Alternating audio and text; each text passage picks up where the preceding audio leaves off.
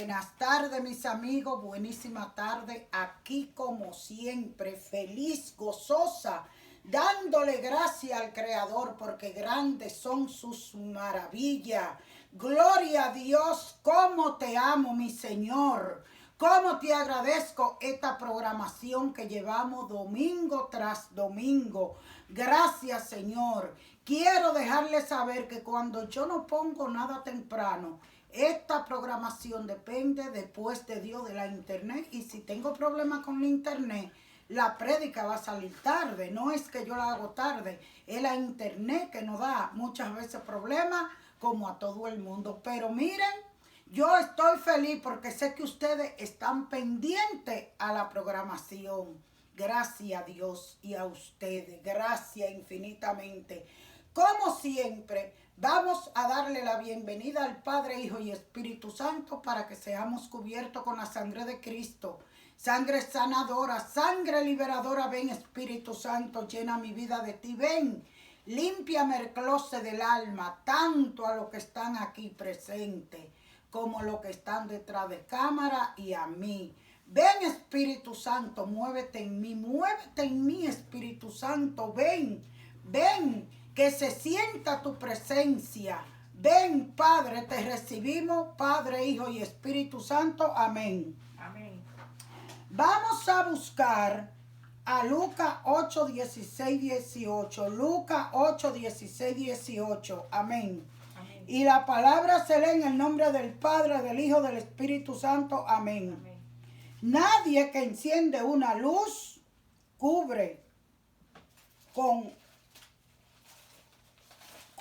con una vasija, ni la pone debajo de la cama, sino que la pone en un candelero para que los que están vean la luz, porque nada hay oculto que no haya de ser manifestado, ni escondido que no haya de ser escondido, y de salir a luz. Mirad pues cómo sois, porque a todo el que tiene se le dará, y a todo el que no tiene, aún lo que piensan tener, se le quitará. Estas son palabras de mi Padre Celestial, a quien le doy la gracia por haberme hecho escoger este evangelio de hoy para llevarle las buenas nuevas a ustedes. Yo te pido, Padre, Hijo, Espíritu Santo, que me guíe para que todos los que están aquí presentes detrás de cámara, incluyéndome yo, entendamos el mensaje que voy a dar. Les recuerdo que yo estoy aquí delante de ustedes porque soy una persona imperfecta como todos ustedes, y el Señor busca personas imperfectas como tú y como yo. Todos somos pecadores. Esta es una prédica que está tan gozosa que se la voy a dividir en dos partes. Hoy va la primera parte, Dios mediante. La próxima semana le doy la segunda parte, porque ustedes saben que esta programación no me gusta extenderla más de media hora. Así que bienvenido eres, Padre, Hijo, Espíritu Santo. Guíame, Señor. Pidamos al Señor ayuda para iluminar al mundo y ser instrumento para que otros también lo hagan. Recuerdo una diferencia clara entre mi primer novio y yo. Mientras él decía todo que era mi novio y que me amaba, yo en cambio permanecía igual. Mi estado no cambiaba nada. Por su actitud las personas no solo sabían que tenía novio, sino también que estaba feliz. Conocían que él era mi novio y que a él le encantaba hacerlo. En el Evangelio vemos lo mismo. Jesús nos dice que un cristiano no puede estar debajo de la cama, que una lámpara la encienden porque quiere iluminar la casa entera. Para eso encendemos la lámpara, para iluminar la casa entera. Jamás se puede esconder. Ser cristiano es ser como mi primer novio.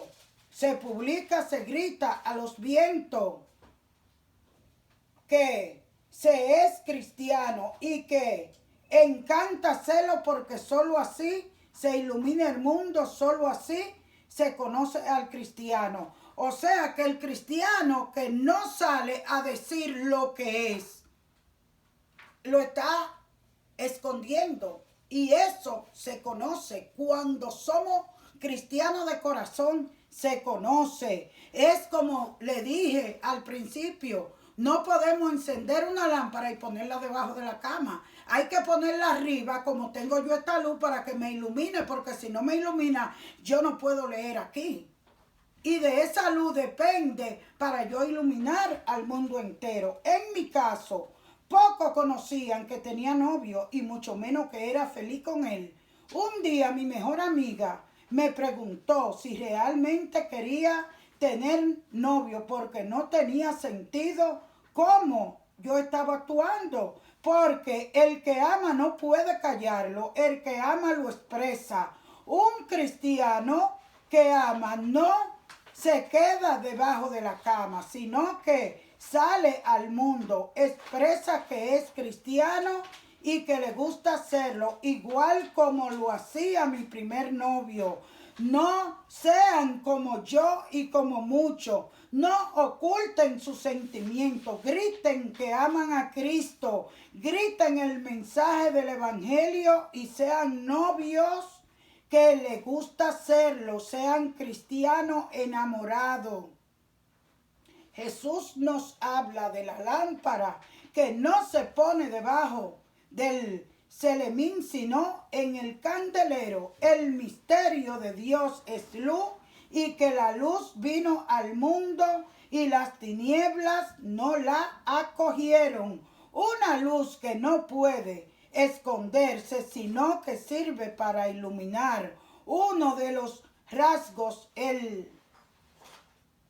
del cristiano que ha recibido la luz del bautismo y debe darla. El cristiano es un testigo y precisamente la palabra testimonio encierra una de las persecuciones de las actitudes cristianas. En efecto, un cristiano que lleva esta luz debe hacerla ver como es él un testigo. Sí, y si un cristiano prefiere no hacer ver la luz de Dios y prefiere las propias tinieblas, entonces le falta algo y no es un cristiano completo. Una parte de él está ocupada.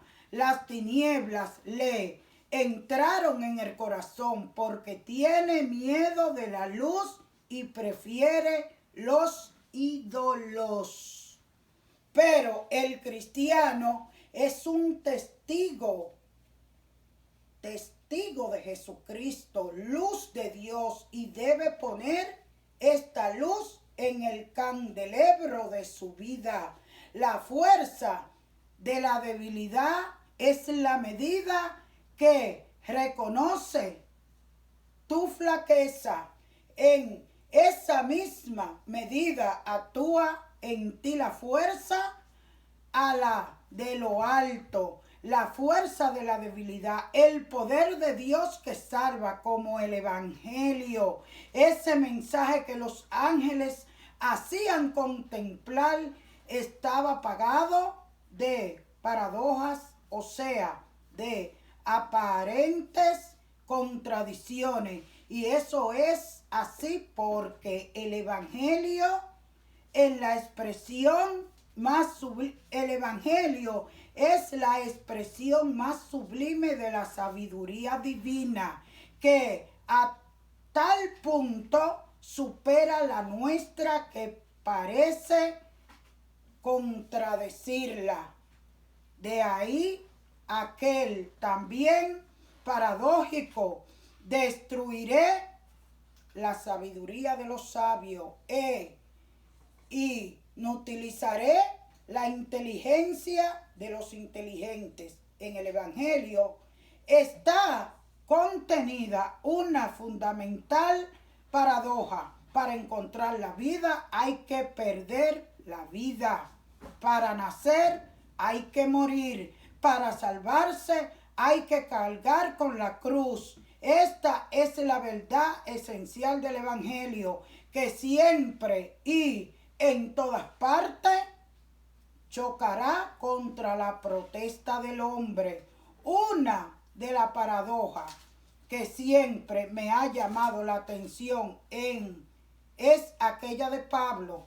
Cuando estoy débil, entonces es cuando soy fuerte. Lo que está diciendo el apóstol de los gentiles es que en la medida que reconoce tu flaqueza, en esa misma medida actúa en él la fuerza de lo alto. Esta verdad supone aquella otra de que nada podemos en el orden sobrenatural sin el auxilio de Dios, y además que todo lo bueno que tenemos del mismo Dios procede. En cuanto a esa total dependencia, podría leerse con mucho fruto del Evangelio de Juan, donde nuestro Señor, con diáfana caridad y adaptándose a nuestro sencillo modo de entender, nos muestra cómo nosotros somos los sarmientos, o sea, la rama, y él la vid, el árbol. Y así como las ramas no pueden vivir fuera del árbol, tampoco nosotros podemos vivir, menos obrar sin él. Y por si nos quedase alguna duda al interpretar el texto con frase lapidaria y concisa, afirma: sin mí nada podéis hacer, donde nada significa nada, o sea, carencia absoluta, negación total, imposibilidad, barcante, inactitud suprema, y con respeto a que todo lo bueno que tenemos viene de Dios. Digamos con el mismo Pablo que tienes que no lo haya recibido, y si lo has recibido, ¿a qué gloriarte? ¿Cuál si no lo hubiera recibido? Y agreguemos, si alguno piensa que es algo, se engaña, pues nada es. De ahí que a pesar de sus grandiosas obras se supiera siervo inútil y vasija de barro, y afirmara por la gracia de Dios, soy lo que soy, hablando de la virtud, de la humildad, como diría Tomás. Pueden condenarse en el hombre dos cosas: lo que es de Dios y lo que es del hombre.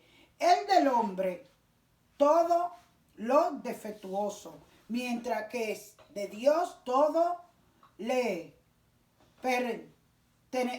lo perteneciente a la salvación y a la perfección. Ya hablamos en un post anterior sobre la importancia de la virtud de la humildad, pero no creo que venga mal escribir alguna línea más sobre algo tan fundamental. La humildad es nuestra perfección.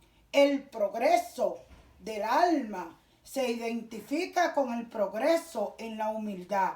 La humildad es lo que lo alcanza todo.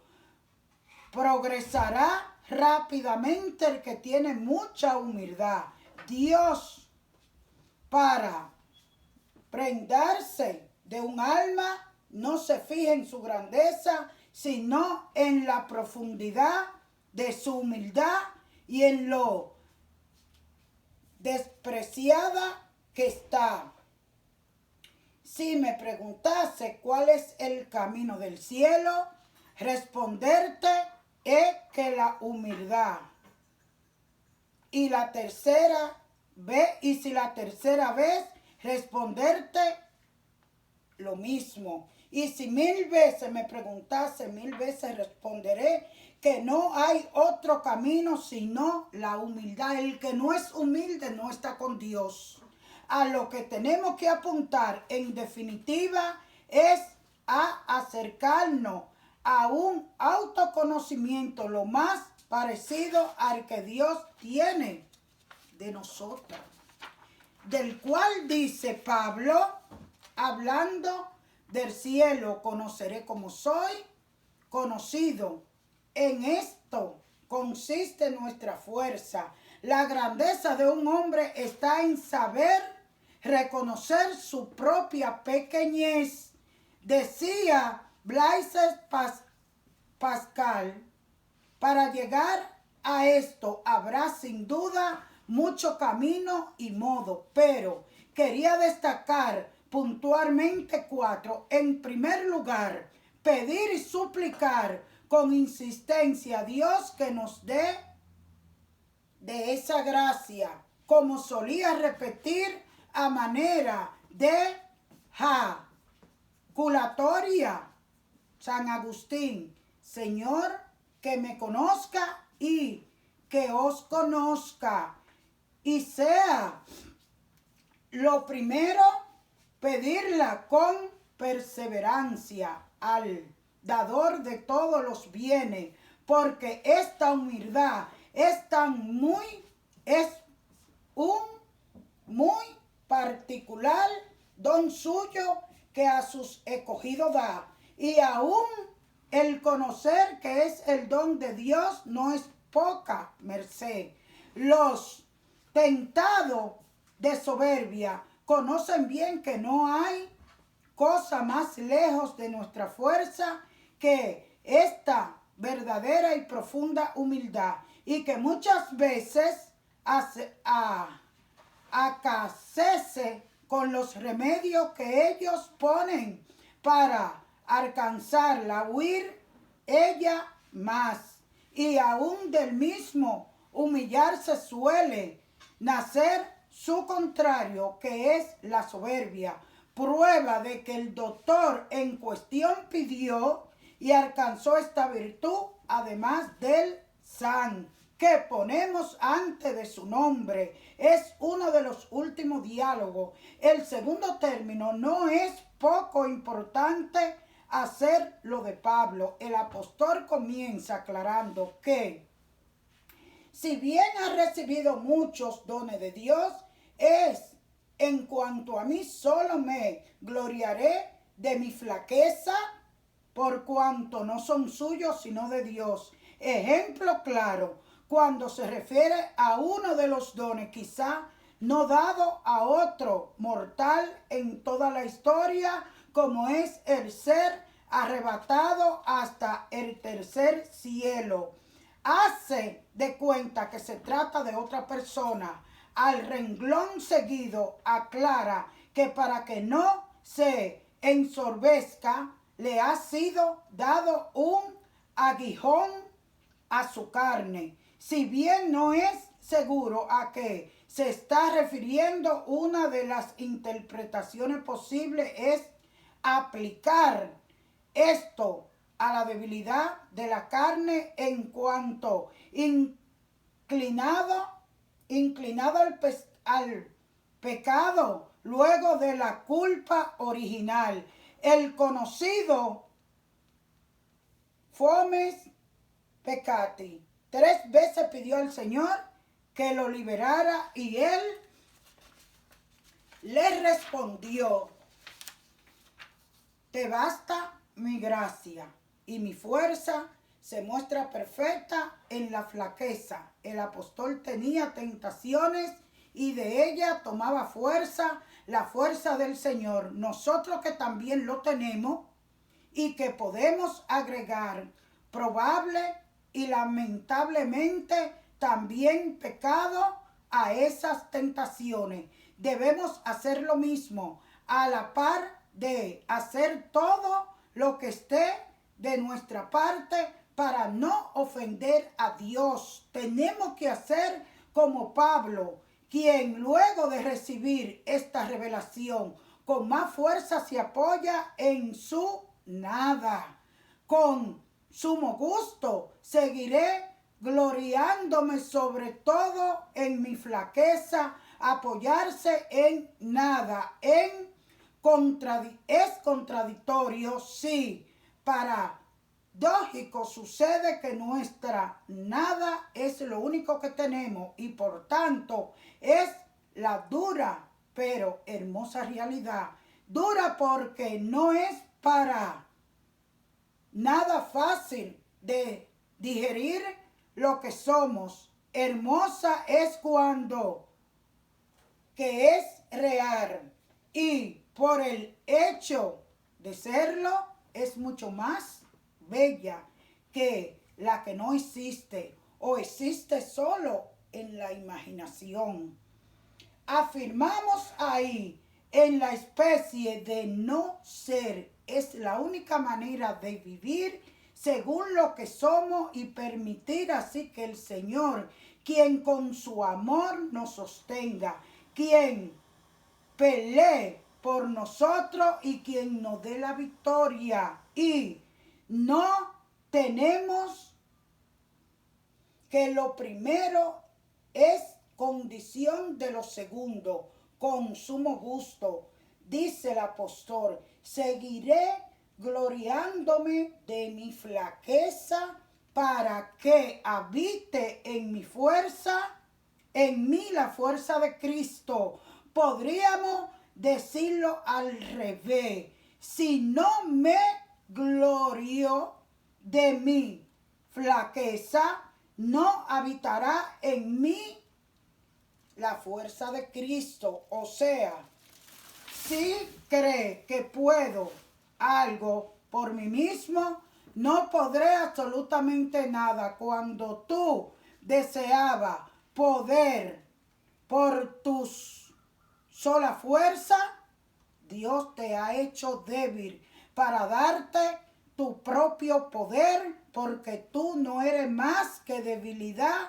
Y no dejemos de notar que no solo se trata de reconocer nuestra debilidad, sino de gloriarnos jactamente, enorgullecernos, entiéndase bien, y todo eso no así nomás, sino con sumo gusto y complaciéndonos, alegrándonos. ¿Quién puede llegar hasta tales fondos de su propia insignificancia y relacionarse así? Solo el humilde, o mejor, el muy humilde, aquel llegó a ser suyo el consejo. Me voy con la segunda parte. Nos vemos la próxima semana, Dios mediante. Y recuerden que la sangre de Cristo tiene poder.